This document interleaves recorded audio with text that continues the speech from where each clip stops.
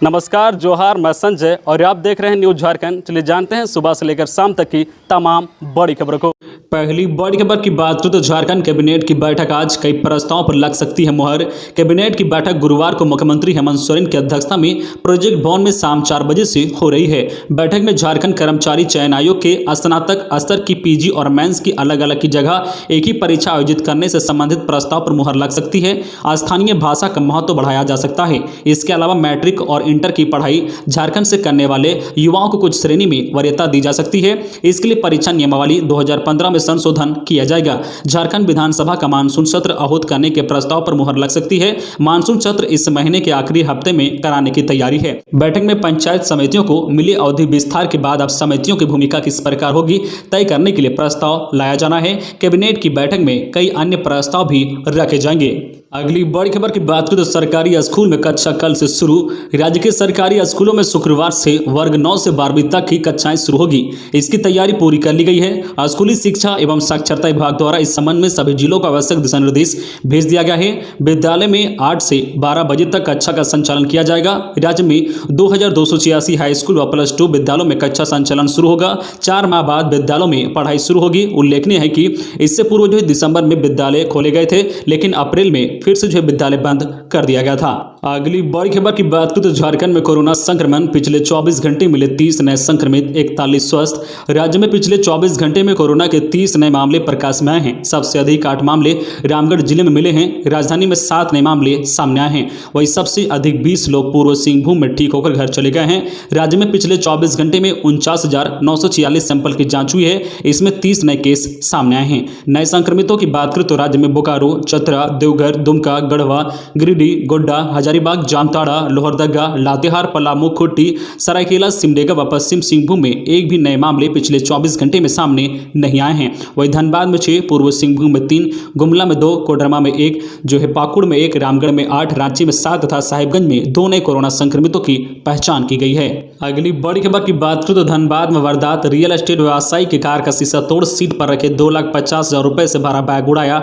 CCTV में कैद हुई पूरी घटना। सदर थाना क्षेत्र स्थित हाउसिंग कॉलोनी के पास गुरुवार को खड़ी एक कार का शीशा तोड़ अपराधी ने अंदर रखे 2.5 लाख रुपए से भरा बैग उड़ा लिया है। रुपए जो है रियल एस्टेट व्यवसायी अभिषेक सिंह के थे और वे 5 लाख रुपए जो है बैंक से निकाल घर जा रहे थे। बीच रास्ते में एक दवा दुकान के पास रुके और 2,50,000 रुपए अपने पास रख लिया, जबकि बाकी रुपए गाड़ी के पिछले सीट पर बैग में रखा हुआ था। पूरी घटना सीसीटीवी में कैद हो गई है। खबरों में आगे बढ़ने से पहले आपसे रिक्वेस्ट है कि अगर आप चैनल को सब्सक्राइब नहीं किए हैं तो प्लीज चैनल को सब्सक्राइब करके बेल आइकन प्रेस कर दे, जिससे आपको झारखंड की हर छोटी बड़ी खबर का अपडेट आप तक पहुंचता रहे। चलिए बढ़ते हैं खबरों की ओर। अगली बड़ी खबर की बात करें तो जातिगत जनगणना से ही होगा सभी वर्गों का विकास। जदयू झारखंड प्रदेश जदयू ने केंद्र सरकार से जातिगत जनगणना कराने की मांग की है, ताकि वास्तविक स्थिति का पता चल सके और उसी के अनुसार विकास की योजनाएं तैयार की जा सके। यह बातें जदयू के प्रदेश संयोजक श्रवण कुमार ने डिबडीहा स्थित प्रदेश कार्यालय में आयोजित प्रेस वार्ता में कही है। श्रवण ने कहा कि जातिगत जनगणना को लेकर राज्य सरकार विधानसभा का विशेष सत्र बुलाकर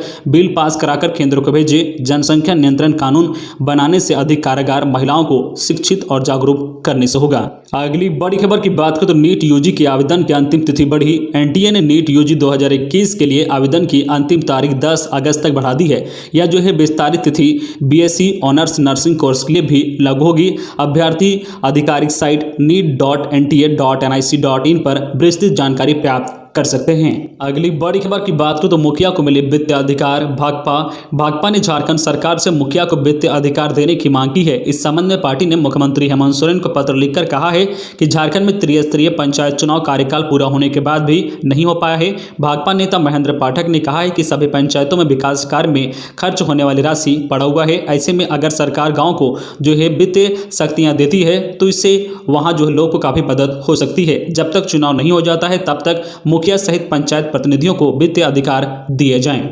अगली बड़ी खबर की बात करें तो 10वीं में 70% से ज्यादा अंक है तो टाटा स्टील में नौकरी का सुनहरा अवसर। जाने कैसे कर सकते हैं आवेदन। झारखंड एकेडमिक काउंसिलिंग यानी जैक, आईसीएसई और सीबीएसई 10वीं के रिजल्ट जारी हो चुके हैं। ऐसे में जिन युवाओं ने परीक्षा में 70% से अधिक स्कोर किया है उनके पास टाटा स्टील में नौकरी करने का सुनहरा अवसर है। टाटा स्टील में ट्रेड अप्रेंटिस की बहाली निकली है। इसके लिए योग्य उम्मीदवार आवेदन कर सकते हैं, लेकिन इसके लिए अंतिम तारीख 10 अगस्त ही है। लिखित परीक्षा भी ऑनलाइन होगी। साक्षात्कार और मेडिकल टेस्ट में जो उम्मीदवार सफल होंगे, टाटा स्टील उन्हें ट्रेड अप्रेंटिस एक्ट के तहत 2 वर्षों का ट्रेड अप्रेंटिस कोर्स कराएगी। सफलतापूर्वक कोर्स पूरा होने वाले उम्मीदवारों की फिर से परीक्षा होगी।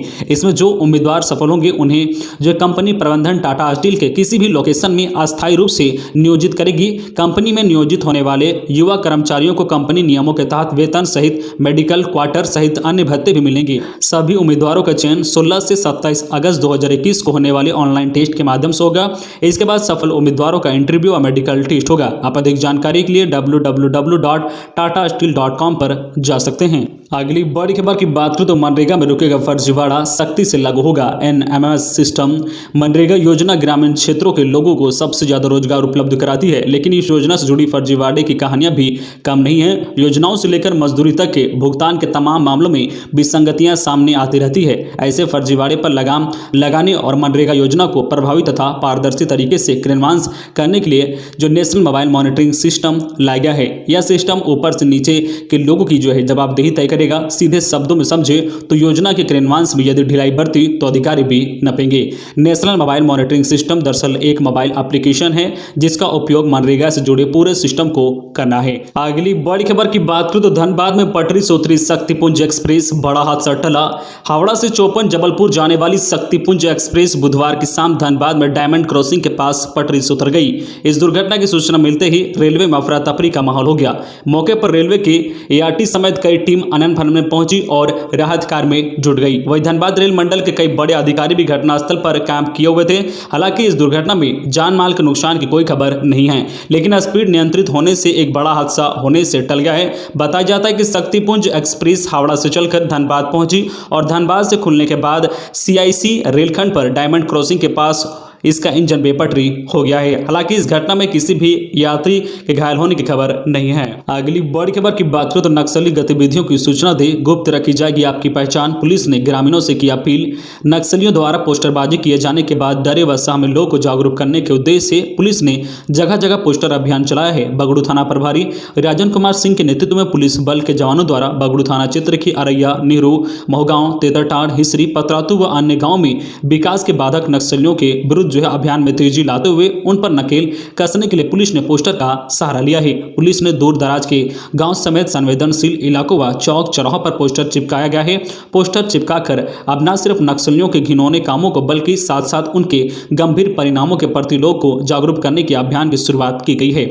पुलिस जो है पब्लिक मैत्री संबंध को मजबूत करने के उद्देश्य से पब्लिक द्वारा ग्रामीणों को सशक्त व नक्सलियों के विरुद्ध जागरूक करने के लिए जगह जगह पोस्टर चिपकाते हुए नक्सलियों के काले कारनामों का, घिनौना कार्यों का जो है पर्दाफाश किया जा रहा है। अगली बड़ी खबर की बात करें तो GST फर्जी कंपनी बना 26 करोड़ 51 लाख की चपत। झारखंड की 19 कंपनियों ने 300 करोड़ का फर्जी कारोबार दिखाकर 26 करोड़ 51 लाख के GST की चोरी की है। ये कंपनियां फर्जी इनवॉइस के आधार पर करोड़ों का इनपुट क्रेडिट भी ले चुके हैं। इन कंपनियों में से कई ने अपना फर्जी पता भी दे रखा था। सेंट्रल GST की टीम ने जो इस खेल का खुलासा किया है, यह खेल जो है कोयला व आयरन स्क्रैप के कारोबार से जुड़े लोगों ने किया है। अब जो है इन पर कार्रवाई की प्रक्रिया शुरू हो गई है।